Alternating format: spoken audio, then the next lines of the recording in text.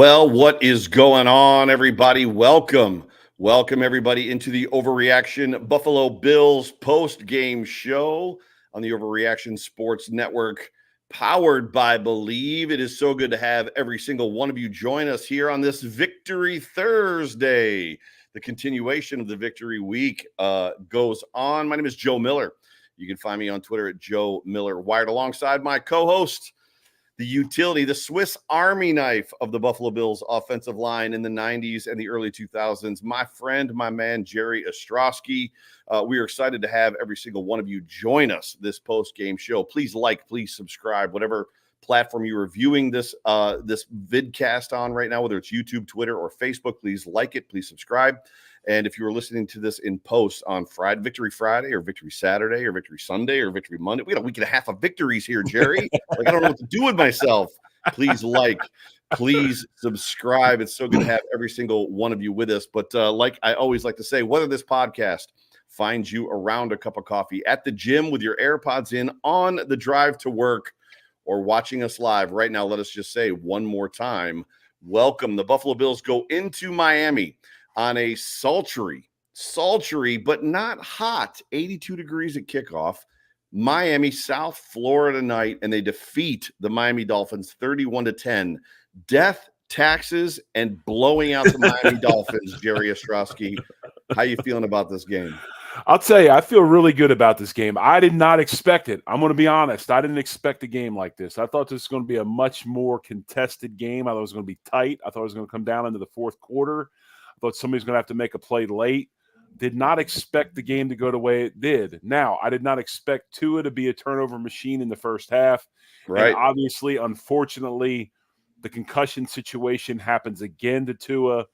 And, you know, I'm not picking on Tua right now, but I am bringing something to light. You know, all offseason, it's almost like people, Miami fans, the franchise, they were talking themselves into this contract.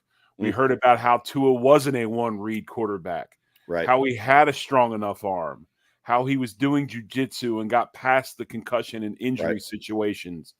And all of those things were debunked by halfway through the third quarter tonight on a Thursday night in Miami.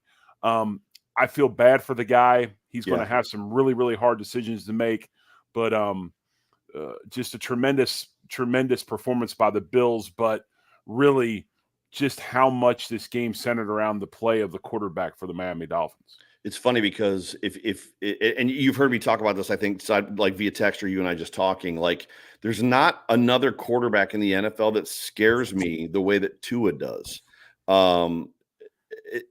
It's about the way, and he's in the perfect offense with the perfect players. He needs to be in an offense with 5 sub-4-4 guys, like, and he's in that offense. Like Pat Mahomes doesn't scare me as much as Tua does, and the reason is because the Chiefs beat you as a team, right? I mean, Pat Mahomes is the best quarterback in the league, but they beat you as a team.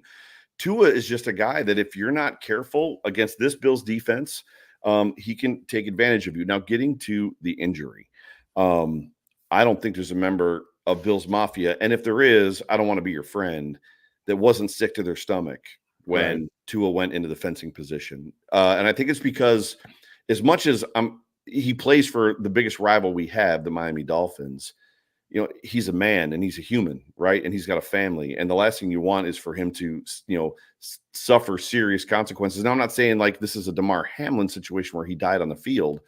But this, I mean, this is a problem. And we knew it was a problem. And last year there was hope because he finished all 17 games, didn't get injured, didn't have a concussion. And there was an expectation that things were kind of on the up and up. Now, it was a little bit of a freak play. But my heart immediately hurt for him as far as that goes. You don't want to see guys get hurt in that fashion as far as that goes. And I'll be honest with you, I think it was bad form and I tweeted about it. I think it was bad form on Prime Video, Thursday Night Football Prime, for them to like have those concussion videos ready to go.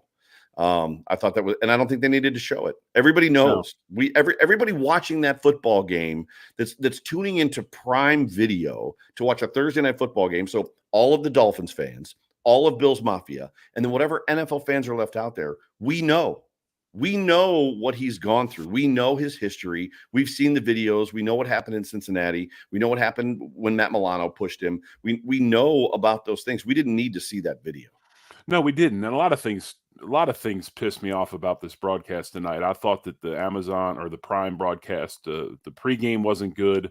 I made a comment on Twitter. If they spent all their money getting the rights to Thursday night games, I guess this is all they could hire for a group of people to talk about the game. I love Fitz, and I said this too. I love Fitz to death, but there's not all the Fitz magic in the world's not going to save that terrible broadcast.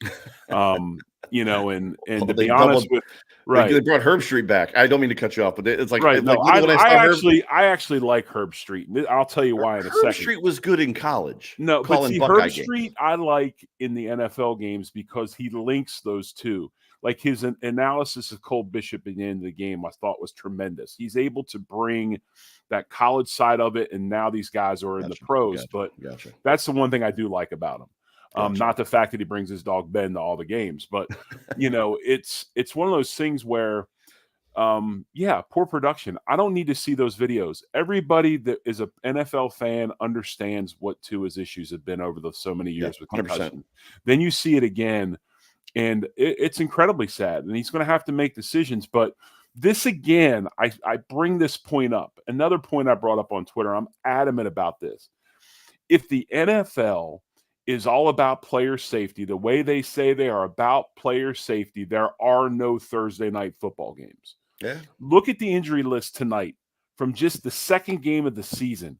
Tua, Bernard, offensive linemen from one or two offensive linemen from Miami, guys that couldn't play because of the short week, guys that probably shouldn't have been playing because there's just a list. It's just on. And as the season goes on, it gets worse and worse and worse. So as an NFL fan, don't fall in love with watching your guys. I mean, watch them now because there's a chance they're not going to be out there at some point because of the way this is. And it's just disheartening to me.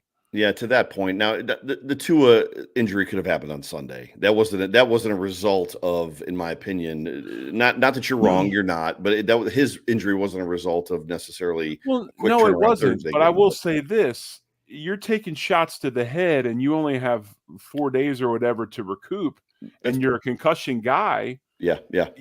I think there's something. The human body, Joe, can only take so many reps. It can only take so much abuse. Gotcha. And then eventually there's a breaking point. And I don't think the league does a very good job with these Thursday night games of protecting these players. Gotcha. I'll agree with you. Just primarily. I'm sorry. You're good. I'm going to agree with you. That's my soapbox. I'm going to agree with you out of respect for the fact that you played in the NFL 9 years, right? So you know, and you've played on these Thursday night games. So if there's somebody that's going to be able to talk about it, pointedly and knows way more than I do, and I should not argue with, it's you. Look. Let's get over all the bad news. Let's talk about the good news. Let's talk about this performance by the Bills tonight in Miami. 100%. Let it rip. Let it rip. The things that I really, really liked about the game, I thought Bobby Babbitt Jr. once again, tremendous performance by him as a defensive coordinator.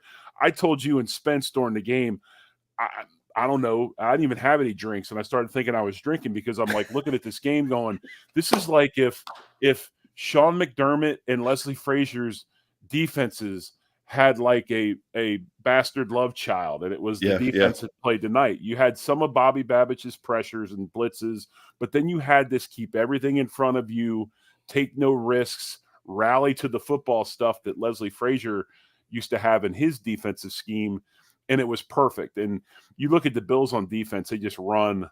They got speed everywhere. So that was a big thing I liked. Yeah. Joe Brady has the most user-friendly offense I've seen in a long, long time. It's user-friendly for offensive linemen. It's user-friendly for the quarterback. And it's obvious that they're trying to keep Josh out of getting into situations where he thinks he has to, win the game by himself. And that, to me, was really, really good. We talked about the speed, Josh's decision-making. The running back room is as talented as we've had in quite some time with Cook, Davis, and Johnson. And then, hey, I know there was an all-points bulletin put out for him last week after that Cardinals game, but we got Kincaid, and we got Kincaid a lot, and we got him a lot early. So it was good to see him involved as well. Yeah, this was a bizarre football game for me. there was an aspect, and I texted you, and you didn't respond, so I didn't. You didn't take the bait. Not that there was bait to be taken, but when Right. Terrell Bernard went out, I was like, the Bills are going to have to score 40 points to win this football game. I I literally felt at that point in time that not all hope was lost, but there was texted my son that. I go, it's going to have to be a shootout now. There's no way. Yep. And then the Bills ended up punting like right after that, and I was like, well, so much for that. And then Tua, obviously, with a couple of what do you have? 3 interceptions, one with the pick six later in the game, the stop on 4th down. I looked at my buddy Jake because I'm in Charlotte. I'm actually at the Grand Bohemian here in Charlotte, North Carolina, and we went to Tavern on the Tracks, which is it's not a Bills backers bar per se, but the place was wall to wall Buffalo Bills fans, Bills Mafia. It was incredible. And I turned to my buddy Jake, and I was just like, I don't know how this game is this score. Like, the Dolphins aren't necessarily having trouble moving the football. They're just, for whatever reason, they're not. It wasn't an execution issue. It just wasn't amounting to anything. It was wild. It was the lack, before we get to the super chat, it was a lack of explosive plays. And Miami got frustrated, I thought, as the game went on, and they started taking those chances, and then you had the interceptions on it. But I think that the lack of explosive plays by them, they're not a 12, 13, 14 play type team. Right. They're a couple and over the top. And when they can't do that, they get frustrated. So check our super chat out, Joe. Yeah, this is from Peyton Plays, my guy Peyton, who lives down in Clearwater, Florida, which is actually where I spent some of my high school years with the super chat. Thank you, Peyton. Appreciate you more than you know. Dear Sean McDermott and Bobby Babich, included are a few undrafted players, a knee brace, and a bandage. Please save my defense. I don't know necessarily where you go from here. Thanks, Peyton. Yeah, thanks, Peyton. Literally, the one touchdown that they had, that the Dolphins had, was because, and it was brought, and Herb Street, to your point, was the one that was like, Balen Spector just missed it. Like, he didn't know where he was supposed to be going. Head was going side to side. But I guess if there's a guy for all of the earmuffs, if your kids are in the car, for all the shit that Sean McDermott takes from Bills Mafia about some of the conservatism, about some of the ways that he coaches, some of the gaffes here and there, whatever you want to say, there's not many people that can make chicken salad out of chicken shit better than he can from a defensive standpoint with personnel.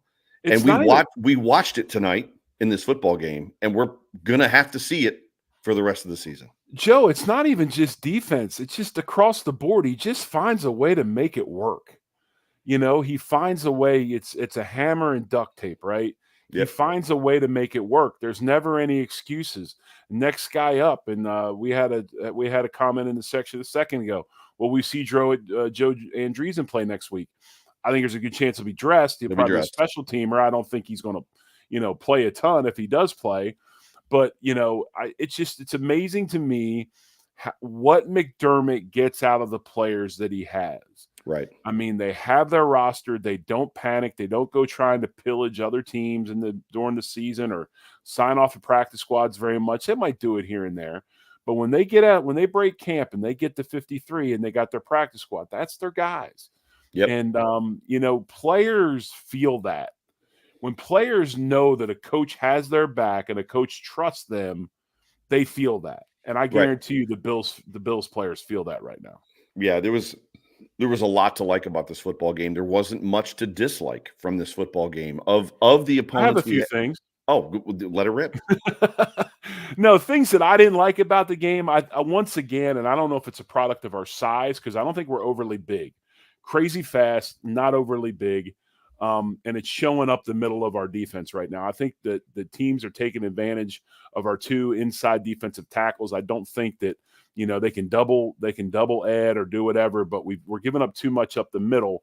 And a lot of that has to do, we're missing too many tackles as well. I think we're not tackling as well as we need to be. That's a Sean McDermott defense. That's a Sean McDermott defense. Right. And I think that'll get better as the season goes on, hopefully, but we're not tackling as well.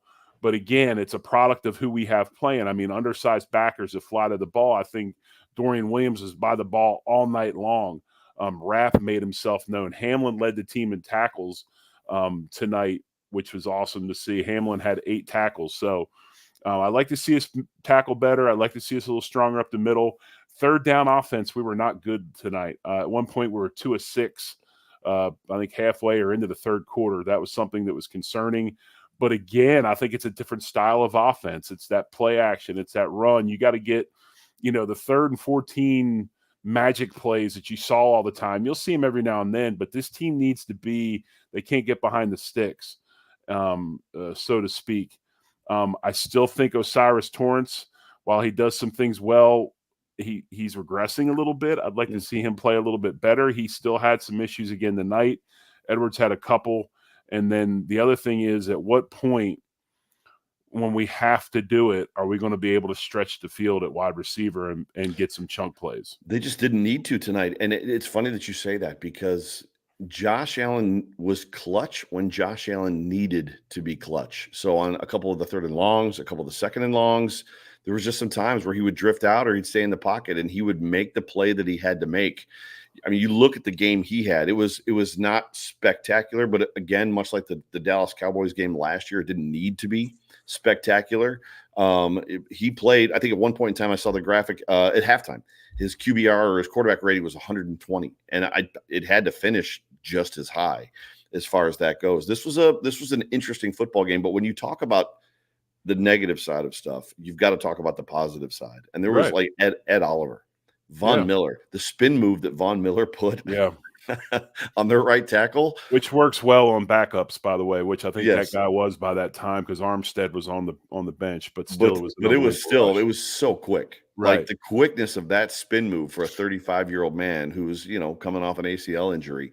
And it just the depth that's there. The fact that Damar Hamlin played another full game against probably the best, and I know that Kansas City's out there, and I know that Matthew Stafford is out there, against the best quick strike team in the NFL, in the Miami Dolphins, and Damar Hamlin's name really didn't come up again.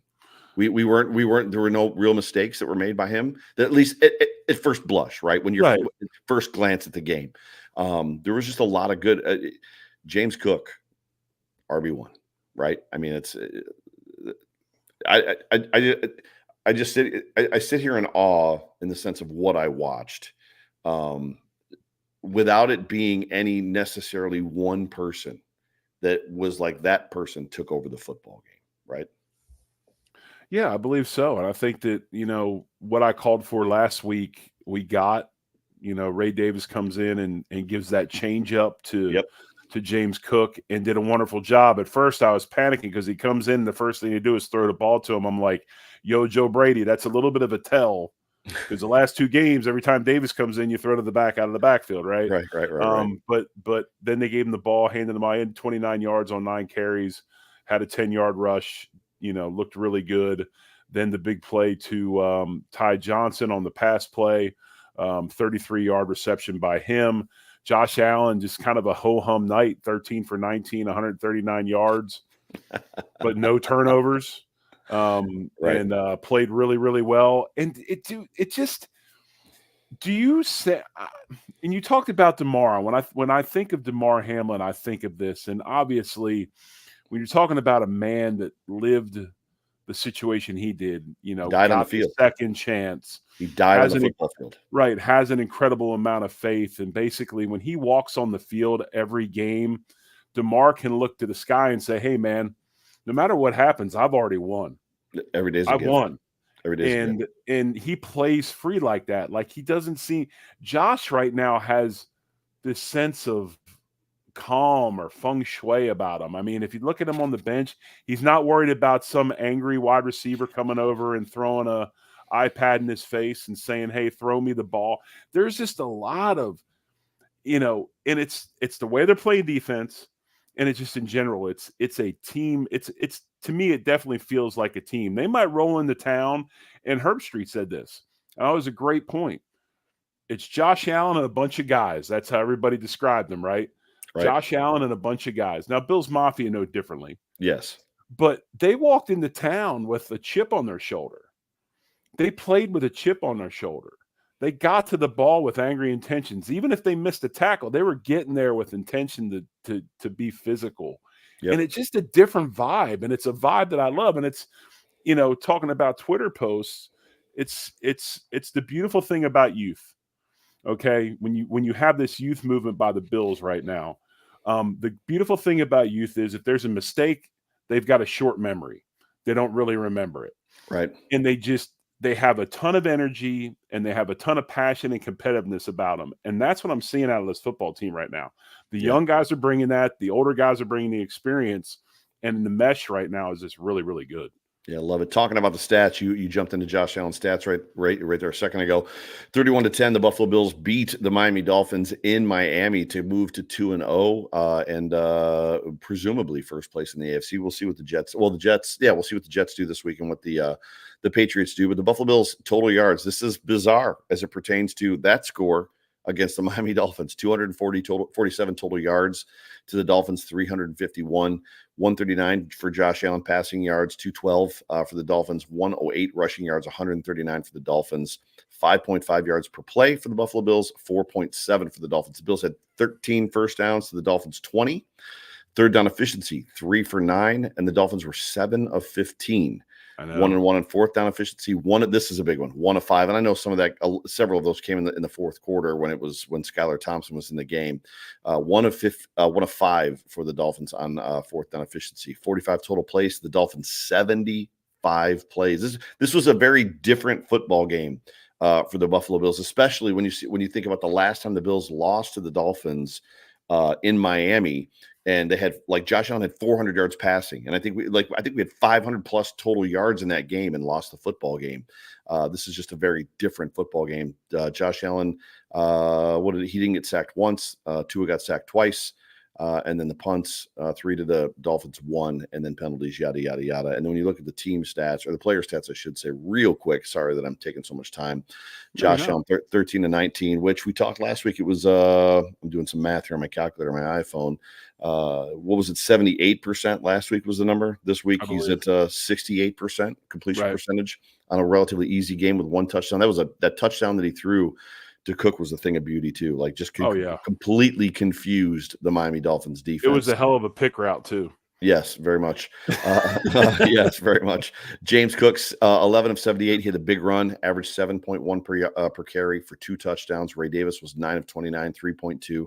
Josh Allen just had 1 kind of scramble once, which we didn't talk about it. Josh Allen, there's a video of Josh Allen coming off the bus when they arrived at the stadium, and he takes his duffel bag and he flips it over to his left hand and catches it and clutches his fist. So what we can assess from that is his hand is not broken. However, he also had the prosthetic hand in that glove through the game. He looked like Chubbs. He looked like Chubbs. Yes. Happy Gilmore. Yeah, so clearly there is a brace on that hand. Yes. But I don't think it's necessarily as bad as maybe we had feared, or maybe it had been reported that he was, maybe had a fracture. I'd heard from a couple places that the concern was that it was fractured.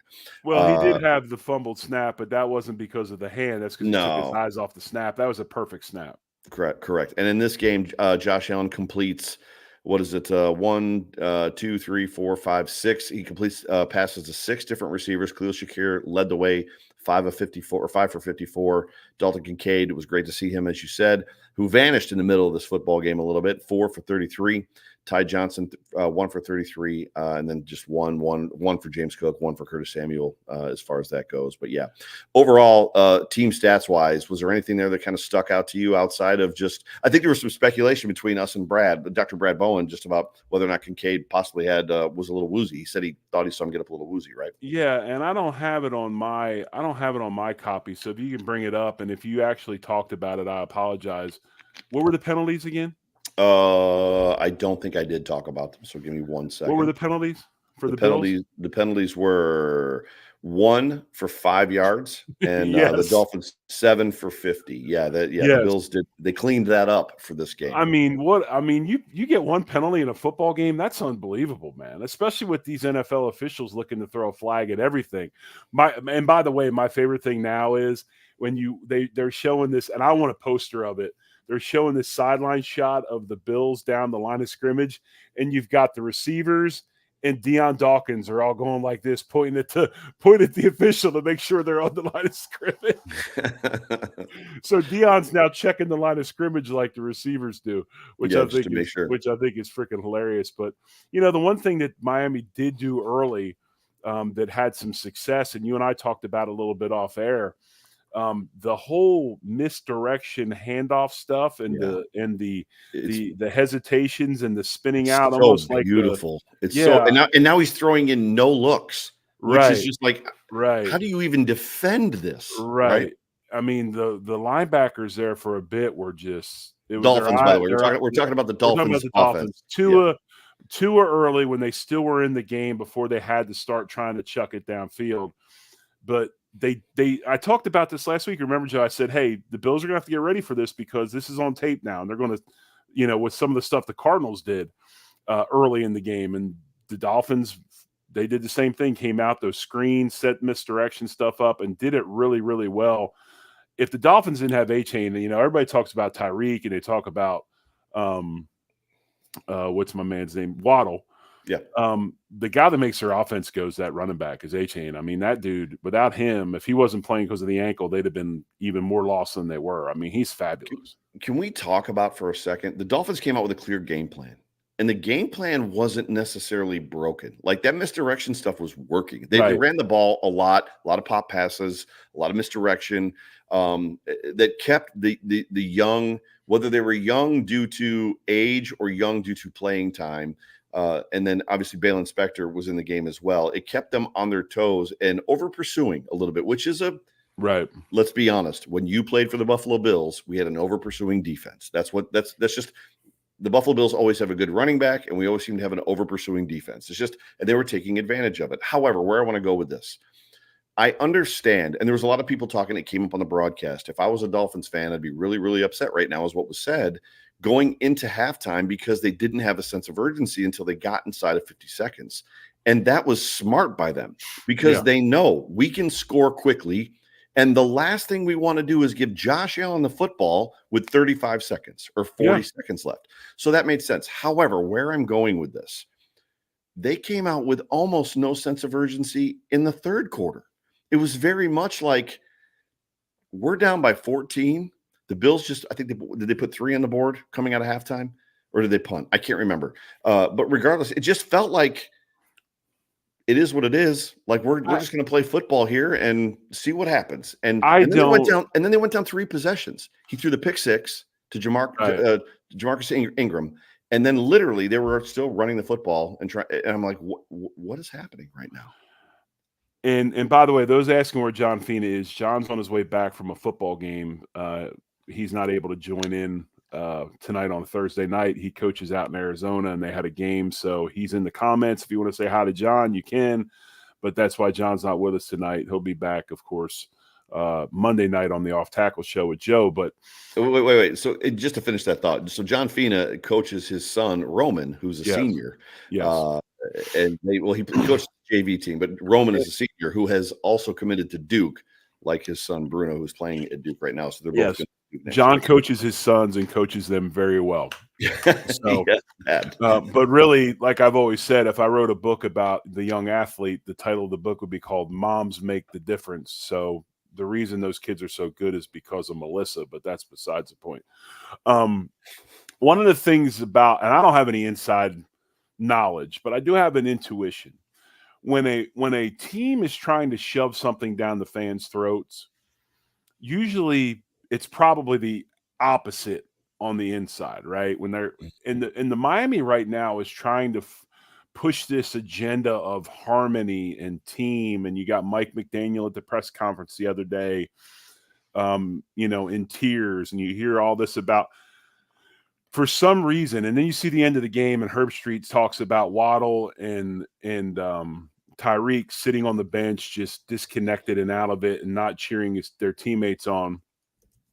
I almost wonder if this whole Tua situation and what finally ended up happening hasn't caused some dissension amongst this Dolphins team, because you talked about players walking around in the field, no sense of urgency, those types of things, bad body language. You saw bad body language by the Dolphins even before the pick 6 and when the game got way out of hand. Something's not quite right. And now with Tua out and everything, this could go south real quick, even more south than Miami already is in this country, real quick. Right. Yeah. And I don't really have a response to that. I think what you said was pointed, right? Yeah, I wasn't trying to be critical. I'm just saying Yeah. that it does. I was in Buffalo when Miami rolled in that snow game, and until the game was over, I was like, they got a chance to win this game, right? Right. They're so competitive. Even though the Bills have the record they do against the Dolphins recently, they still are competitive games. Yep. That game tonight was not competitive At all. That was the And Bills playing a team that are trying to get the number 1 overall pick. That's yeah, how bad I thought Miami looked. and literally keep in mind, Tua went down on the 3 or 4 yard line inside the 5. And as soon as he went out of the game, that offense gave up. Yes. They were done. They were like, Right. it's over. And I get it. He is their starter, but I think it was a demoralizing situation because they know the type of concussion that he just had. Yeah. They're without him 2 to 4 weeks, probably, if not longer. And it might go further to your point, and Dr. Brad Bone was saying it as well in our text group. There might be conversations with his family about whether or not it makes sense for him to continue playing football. And I'd be really shocked if the Dolphins didn't have some sort of language in that contract he signed about his concussion history. That might be what held it up. Right. As long as it did, right? Because it's not the dollars necessarily. It's the devil's in the details, right? Right. I mean, there's an aspect of like, no, we're going to make you the highest paid quarterback. However, yes. However, the line 23, letter Q, subset 4, right? Like that little piece of language in there down at the bottom of that contract. That's why when a contract comes out, you better look at the guarantee, because as soon as player get contract, the owner try to taketh away. It's that fast. So you better see what the guarantee is, because that's really the contract number. Gotcha. Well, let's keep this train rolling. So last week I did an overreaction party foul, and I don't know why I did it. However, last week, John, you, and myself did our personal MVPs, which got a little confusing because it was like, well, nobody's going to say Josh Allen. And then it hit me this week. I was like, wait a second. I have a version of this on Overreaction that I've done forever called the Dude Awards, which it makes probably more sense for us to do it that way. That going forward, we're just going to pick our one dude award. Like, we're going to give the dude, dude, you're the man. Like, we're going to give our one dude award, each of us, you, me, and John, if you're still out there, which it looks like you are. If you want to throw who your dude award was, which actually John didn't get to watch the game, so he might not have one. But I think John did give his dude award. Oh, did he? Already. Gotcha. Yes. Did he? Gotcha. Yes. Well, he dropped in the comment. You want me to show it? Yeah.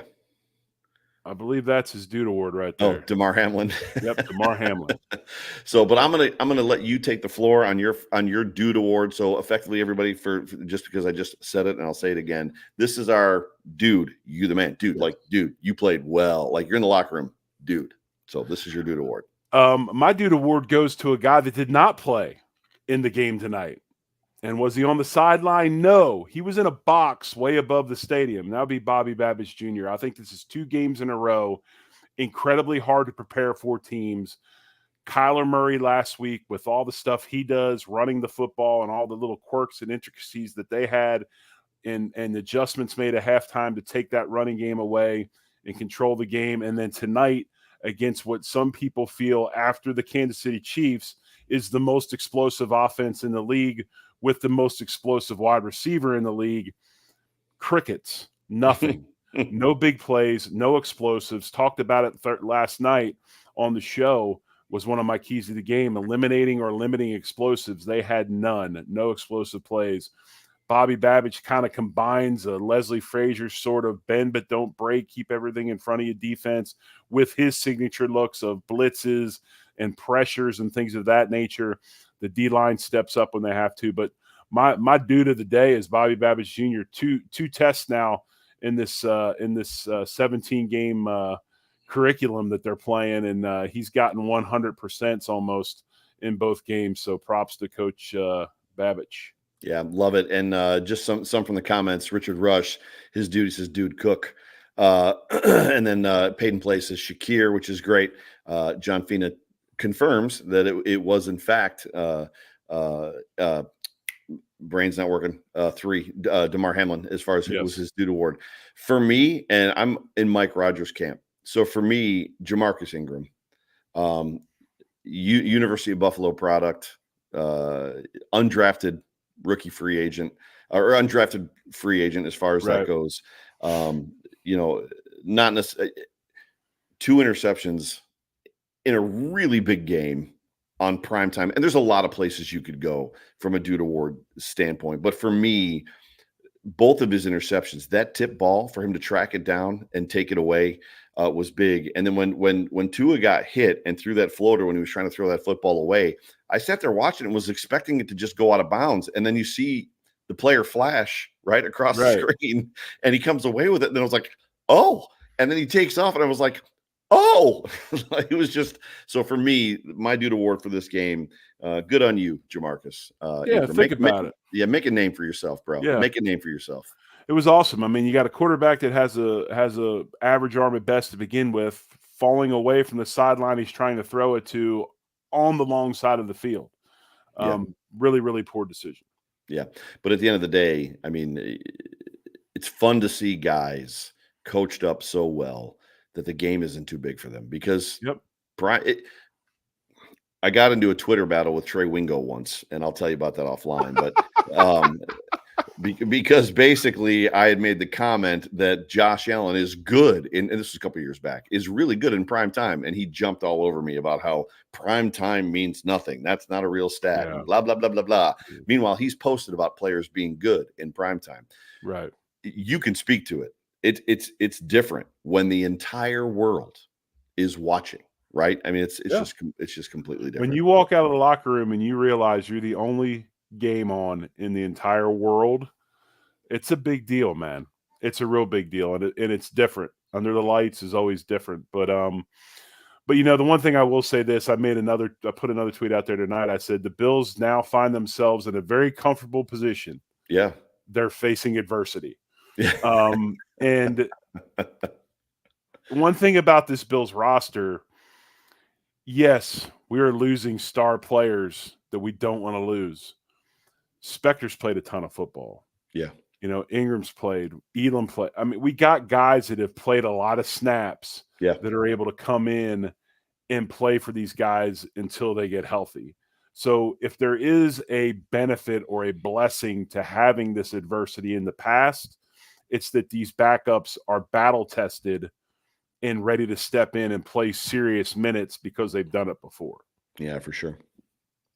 As promised, I'm going to read the Mafia's tweets, and due to the fact that this game, or this show, I should say, happened so close to the end of the football game, there aren't a bunch, but that's fine. But right after this football game, I tweeted out the Buffalo Bills have crushed the Miami Dolphins once again. How's this win got you feeling, Bills Mafia? Reading your tweets on the Overreaction postgame show, at 11:30, big dubs. C-Dub, who is always in here. So it's almost like he sets a notification. C-Dubs, like he is always the first one. C-Dub, hashtag Bills Mafia. He says he's got the Dr. Evil, right? From yeah, he's got Muhahaha. He's got Go Bills, and then just hashtag Wildest Dreamsland. I've been asked by a couple people in the last week or so if Wildest Dreamsland was going to make a comeback, and I was like, I don't think it ever went anywhere. I think we're just waiting for a reason to use that hashtag. So he used it, so I'm going to repost it. I wish I was in Buffalo at Saxa Dave, our guy from London. Loved the win and victory. Friday feels awesome. So this guy, by the way, I used to do like call-in shows where people would join us. I'd send out the invite, and Dave stays up until, because they're 5 hours ahead of us. It's 5 o'clock in the morning. Right. In London right now. Love the win and victory. Friday feels awesome. Hate the TB Bernard and Tua injury. No luck except bad luck where injuries are concerned the last 2 seasons, and it's only week 2. Trench play gives me the warm and fuzzies. Go Bills. Go Bills indeed. Peyton is actually in here, who's in the comments section. Josh going to Miami. He says, how's your wife and kids? He's got the what is it from what's the movie? The baseball movie with Tom Berenger, where they're the Cleveland Indians. Major League. Yeah, Major League. He's like, how's your wife and kids? And the guy gets mad. Strike 3. No, he says, how's your wife and my kids? I believe that's what it was. That is what it says. How's your wife and my kids? My bad. I misread that. Bill S. at CRZY Bill. The defense was so fun to watch tonight. Shakir and Kincaid played very well. They just don't go down on the first hit. Prayers for Bernard and Tua. Go Bills. James Alexander Perks.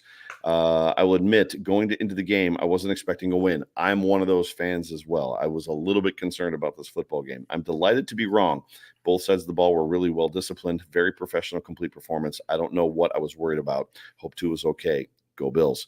Our guy Richard Rush, double R, in the comments section right now, live with us. I'm feeling good. It wasn't a great game as far as the numbers, but the scoreboard is all that matters. Go Bills. Absolutely. Anthony at Cattle Dog Dad. I'm going to have some fun with many of the Dolphins fans in my subdivision here in Florida.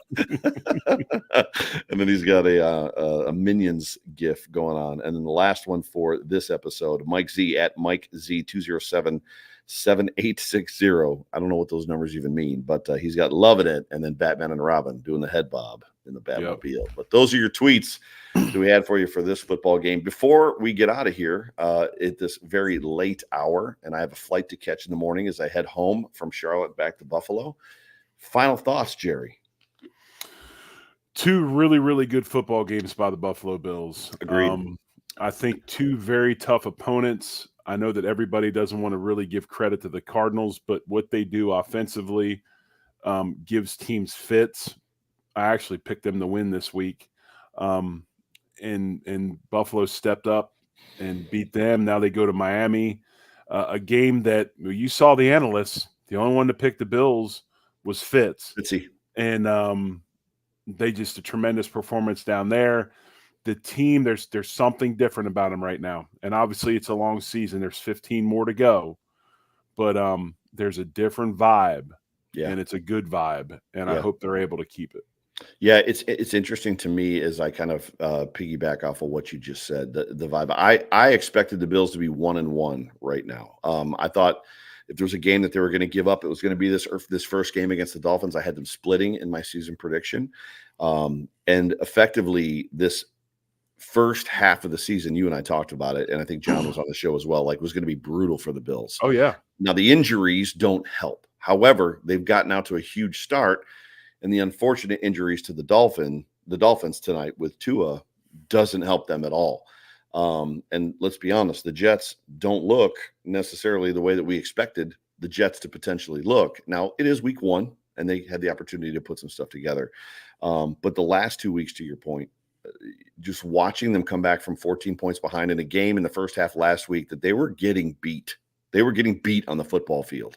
To pull that together and come out with a dub there, and then to see what they did on this team this week in a very different fashion. And for me, everybody knows I've said this. I don't want to see the ball taken out of Josh Allen's hands.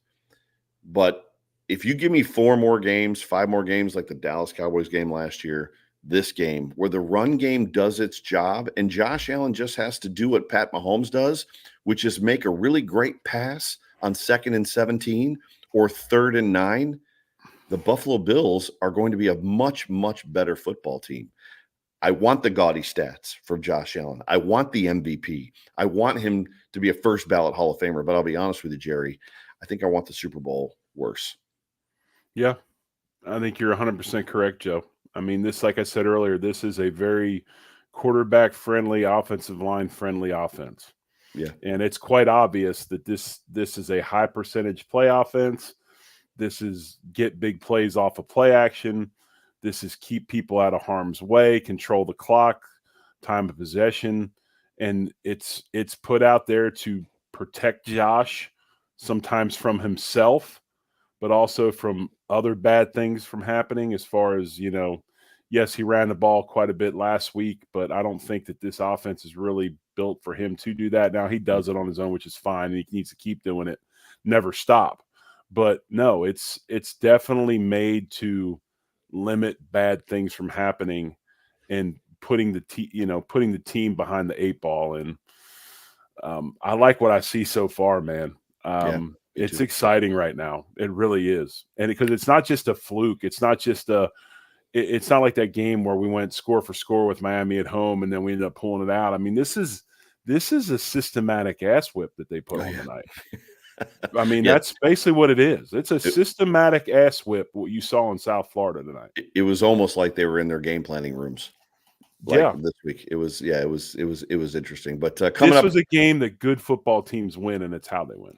Yeah, coming up this week, there is quite possibly going to be a Sunday Overreaction Buffalo Sports Show. We'll keep you posted. Off Tech with John Fina on Monday, obviously on the beat on Tuesday. And I forget who we have for on the beat this week. Give me 1/2 a second, and I will tell you if it comes up. It's taking forever. This week, Vic Carucci is going to be joining us on Tuesday for On the Beat, and then all of the regular scheduled programming next week. One small teaser. There's a Discord channel coming for Overreaction. And it's going to be a place where me, John, and Jerry, and all the contributors, show contributors for Overreaction are going to hang out specifically during the games. So be on the lookout for that. We're hoping to launch it in the next couple of days. But if you're a Discord person and you love that type of a community and situation and message board types things on Discord, be on the lookout for the Overreaction Buffalo Discord, but it's coming very soon. But ladies and gentlemen, thank you so much for spending a little bit of your Thursday evening, now Friday morning, with Jerry and I on the Overreaction Buffalo Bills post-game show. Appreciate you guys being with us. Victory Thursday, Jerry. Victory Friday. It feels I don't so have good. that T-shirt. I don't either. It feels so good. But for me, for John, for Jerry, for all of us here at the Overreaction Buffalo Sports Crew, go Bills. Much love.